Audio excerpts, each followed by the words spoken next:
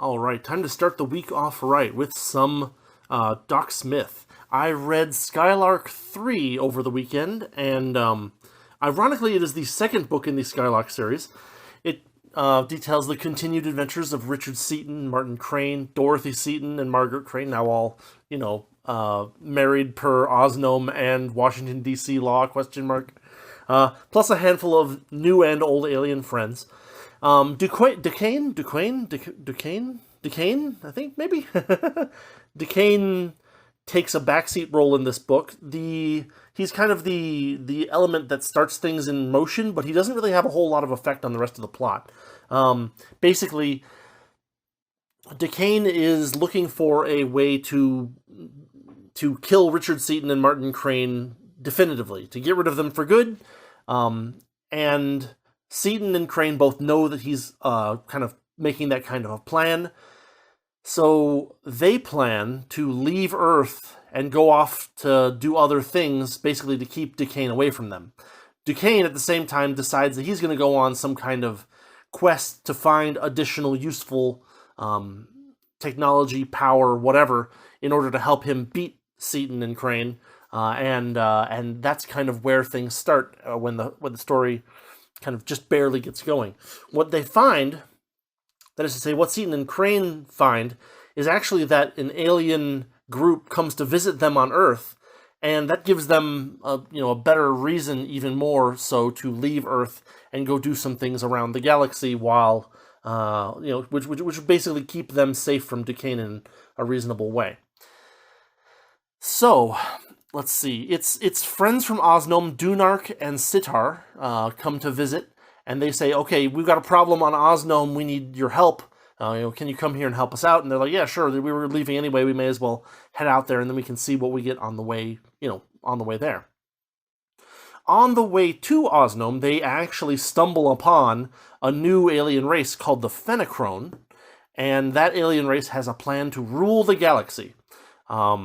So basically, what started out as, hey, let's go help the Osnomians with a little thing, and also let's get away from Earth so that, we're safe from Duquesne, turns into this rather significant quest to counter this Phenochrone plot to rule the universe. To do that, they have to do several things. Number one, they have to end one interplanetary war. Not an interplanetary war involving the Phenochrone, but a different one entirely. They have to meet some new aliens on some new planets. They have to develop some new tech and some new scientific understanding. They have to... So Seaton declared himself overlord of Osnome in the first book, and now his overlordship is going to expand. He takes in, I think, 3 more planets in this book, and basically says, hey, we're all going to work together toward peace to take out the Phenochrone. And that's kind of the justification for that. A large chunk of the second half of the book is basically like a tech montage almost. Like they're basically devising new technology. There are some fun moments in there, and again, I like to try to minimize spoilers as much as possible. But nothing I've said so far is within like the first more than the first that specific is more than like the first couple chapters of the book. But yeah, basically there's like 3 chapters near the end of the book that are like, let's do a science montage, which is, I think, something that a lot of readers will be like, this is going on too long, I need to do something else, please help me. But for me, it kind of tickles that scientist engineer portion of my brain, so I did kind of enjoy it. But I do recognize it's the kind of thing that might turn some readers away. The book ends with a final battle. I will say that, as we've seen in a lot of Doc Smith stuff, the conclusions are not the strongest part of the story. And so that trend is not violated significantly by this book. We get lots of explanatory dialogue in general, lots of E.E. Smith, his particular version of slang, zowies, and all that good stuff.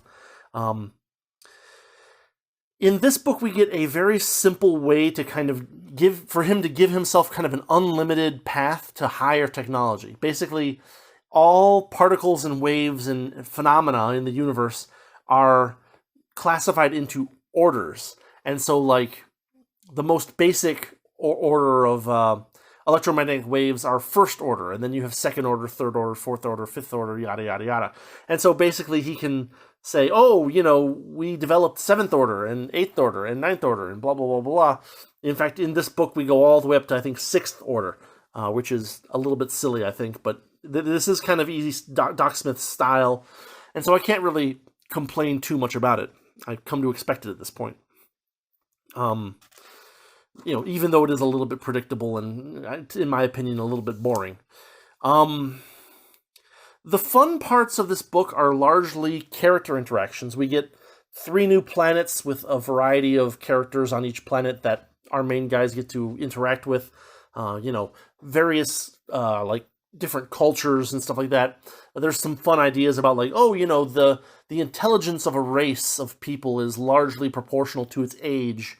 That is the age that it's been, like, civilized, continuously, right? And so, like, we have some ideas coming from, like, oh, well, this planet is older, this planet is younger, these people are a little bit more, off the cuff, and these people are a lot more thoughtful, that kind of thing. We have some very cool kind of visit this planet, meet the people, learn a little bit about their culture, see how their environment messed with their, not messed with, but, like, shaped their culture, stuff like that. It's very well done, and I really enjoy all of that. I mean, it's one of those books where if you've read the first one and you like the first one, you may as well read the second one. There's no reason, unless you think that the like tech dialogue is really grating on your nerves by the end of the first book, right? I read Skylark of Space, and then this was the next book in the series, and I enjoy the kind of technical or like, imaginative technical aspects of it to a certain degree, and so, I didn't blanch too hard when he spent 3 hours doing character stuff and technological development. I thought it was kind of fun, but I can recognize how people will be like, I've had enough of this and I need to go somewhere else. So, with that caveat in mind, read this book if you like the first one. But, again, if you find Doc Smith's, like, technical dialogue and, people tinkering with things to try to figure out new solutions to existing problems, then you might want to, kind of hesitate a little bit and think about, whether you want to spend your time on this, because there was a lot more of it in this book. I thought it would be fun to break down some of the neat little technological ideas that show up in this book and just kind of give kind of a teaser for some of the cool things that they do. So we have I think they call it a mechanical educator. They call it an educator. And it's basically a machine that allows you to take information out of your brain and put it onto a medium of some sort, or to take information from your brain, or from a medium and put it onto your brain, or from brain to brain. It has a lot more interesting uses in this book. They expand on that idea a lot, and they use it a lot. So, that's kind of a new thing, new functions for the educator, which I won't spoil. So in the previous book, it was all the matter to energy conversion with this metal X was the conversion of copper to energy. And this book, we learned that you can actually transform higher metals into energy as well using this metal. And he gives kind of some details about how the power per unit whatever scales with atomic number and that kind of stuff. We get a lot of projectors in this particular book. Basically things that project either an image or force or a voice or something like that over very long distances at very, very, very faster than light speeds. In the world of Skylark, the higher order the material that you're working with, all orders can be transferred up and down, right? So you can convert a visual representation of yourself into a fifth order wave, and then have that fifth order wave convert itself back down to a visual representation of yourself at some far distance. But while it's a fifth order wave, it moves at several million times the speed of light, things like that. The higher the order, the better everything is. And so, figuring out how to convert X order to X plus N order, and then back down is part of what they end up spending a lot of time doing in this book. We get the idea of a zone of force. that you can basically create this like infinitely thin area that over which nothing below a certain order can penetrate. We have the ability of using this kind of technology to create like they call them pencils in the book everywhere, where it's like a pencil that comes from some kind of emitter and goes to a thing and then can move a thing around and then retract when it comes back into the right place. So we basically have civilizations that are built on having these generators and having millions of little fingers of force going out and moving everything around in the way that they need it to move around. It's a form of automation that they use it for as well, which I think is kind of interesting. We finally get a name for Metal X, right? We called it X throughout the entire previous book. In this book, we find out that there is a name for it in the universe, and it is called Rovolon. There's good reason behind that. We have a cool vision of satellite power from Doc Smith in this book. I mean, it's a little bit far-fetched in the way that it's offered in this book, that basically there's energy constantly being created in empty space, and therefore if you can put up a satellite and grab that energy, you can beam it back down. We have ideas like that for like solar collectors with microwave beams back down to Earth kind of thing as an actual practical way to implement that kind of thing. As far as we know, there's no way to grab vacuum energy out of space, in any repeatable or consistent way. So maybe that tech is still something that we need to learn about later on. But Doc Smith does have this idea, and it's kind of cool. Last time we had the material Aranak, a metal that is transparent and is much stronger than steel, blah, blah, blah, blah, blah. You make spaceships out of it, yada, yada. In this book, we get 2 more additional levels of better material. And one is called Dagal, and the other one is called Inoson. So we get 2 more materials to make things out of, 2 more ways to kind of say, hey, this is this is a ship that's made out of this, meaning that it's much stronger than a ship that's made out of this kind of thing, which is again is kind of a way for Doc Smith to kind of constantly up the stakes of things. But it's a better way, as opposed to, that involves coming up with like an actual name, as opposed to simply saying first order, second order, third order, fourth order, fifth order, yada yada yada. That was kind of the list of fun tech things that are kind of speculative in this book. There's also the usual bunch of references to real world scientific, engineering, material, chemistry stuff that we get to kind of look at and enjoy as people who are educated ourselves. We have a reference to nitrogen iodide once again, an extremely unstable material that explodes violently if it's touched. We have a reference to platinum sponge, which I had to look up. Platinum sponge is a form of platinum that is basically, because it has so much surface area, I guess, it basically appears black as opposed to shiny like platinum normally does. We get references to Millikan's cosmic rays, which, as we all know now, are charged particles that are basically, generated by energy cascades up in the upper atmosphere.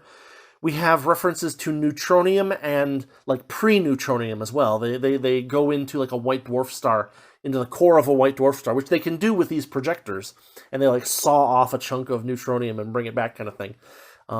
So that's kind of neat, right? Like, neutron stars. They don't talk about neutron stars, but they do talk about white dwarfs. And the assumption is that the white dwarf is not homogeneous, right? That there's a lighter stuff on the outside, and then at the very center there might be a small core of neutronium that we could borrow from. And then, he doesn't mention neutron stars, but obviously if there's neutronium at the center of a white dwarf, then he is talking about the process of going from electron degeneracy to neutron degeneracy and so on. That's kind of cool. Early on, there's a cool reference to like a calculation of like, let's say that you were standing on the Earth, right? And suddenly you made it so that gravity cannot touch you, right? Like an anti-gravity field, right? How far and how fast would you move away from where you were standing without gravity holding you to the Earth, right? And the answer that he arrives at in the book is quite large, not super large, right? But I didn't actually do the calculation. But like it was like 100 miles an hour after like a couple of seconds kind of thing. And so you have you just have a nice little like thought experiment, right? How fast is the Earth in its motion around the sun and its rotation changing, effectively accelerating things, if gravity didn't exist at all, right? Kind of thing. So that's kind of neat. We also get a little bit more development for Dorothy Seaton. I think before we had mentioned that she was a musician, but here we get three pieces that she enjoys: Traumere, Liebestrom, and Meditation. So I don't know, just kind of maybe if I can find some references to those particular pieces, I can post links in the description. I don't know if I can actually find them. It's just titles, so I don't know. And then just one little thing that I enjoyed that was my kind of like, kind of made me happy was just a little quote somewhere in the middle of the book where Seaton refers to the, quote, utter economic waste of continual war. Makes me a little warm and fuzzy. So yeah, that is Skylark 3. If you liked Skylark of Space, and if you don't mind these kind of technical montages, you will probably like this book. If you want to see more aliens with more cool cultures, you will probably like this book. If you don't like the Doc Smith slang, or if you don't like these long scientific montages, you might want to give this one a miss. But it's fun. If you like the first book, you very well might like the second book. But the second book is even more of these things than the first one, so watch out. But that's what I got for today. Hopefully this is helpful to someone. I enjoyed it. By the end of the third chapter of Science Montage, I was like, oh, how long is this going to go on? And then finally it was like, oh, it's the last chapter. Oh, okay, and then I was like, okay, we're going to have another kind of meh ending, which I guess is a downside to the book, but overall it's a fun read and, a nice little piece of old school sci-fi goodness. I was reading a little bit of Amazing Stories, the science fiction book, where what's his name, Hugo Gernsback, I think, was the editor, and it's all about like science. It's all about science fiction with at least some kind of tenuous link to reality. And according to that, according to what I was able to find, Hugo Gernsback was a big part in making Doc Smith more popular, more famous, because he printed the Skylark of Space back in 1928 in, I think it was Amazing Stories. So kind of a fun little piece of pulp heritage, fun little piece of science fiction. I was reading a couple of different issues of Amazing Stories, and some of the things I think were just probably made up, as far as their justifications were. I could not, because you can tell when there's real something behind them, that they mention proper names of people and stuff like that. Something Tesla, something blah blah blah, right? As opposed to one of the stories that I was looking at, where it's just we heard that someone was able to hypnotize someone over the radio. Yeah, and I was like, there's no names or places or dates or anything like that. I'm like, I want, how much of this is the old Carnival Barker kind of spirit going on. But anyway, fun pulp story, second book in the Skylark Skylark series, not trilogy, and another good example of Doc Smith's writing. Fun to read, as long as you are willing to put in or wade through the sometimes ridiculous and silly slang, the large scientific montages, and and the constant first order, third order, second order, third order, fourth order, fifth order stuff. If you can tolerate that, you'll enjoy this book too. So that's what I've got for today. I actually think I have another video set up for this week. I found a really cool little story in a pulp magazine that you may have heard before, but maybe not this exact story. It's a very what would you call it? Like a archetypal science fiction story that probably has been written in one way or another 6 or 7 different times. And I just found a really old version of this from 1926 that I think I'm going to read that later this week and talk about it a little bit. So anyway, Skylark 3, second book in the Skylark series, oddly enough. Less Duquesne, more aliens, more science, more goofy slang, and quite a decent amount of fun. So yeah, as always, thanks for watching. Thanks for listening. If you like the channel and you like what I'm doing, feel free to do any of the things that help support a YouTube channel. Links will be in the description, etc., etc. And have a good week. Enjoy your week.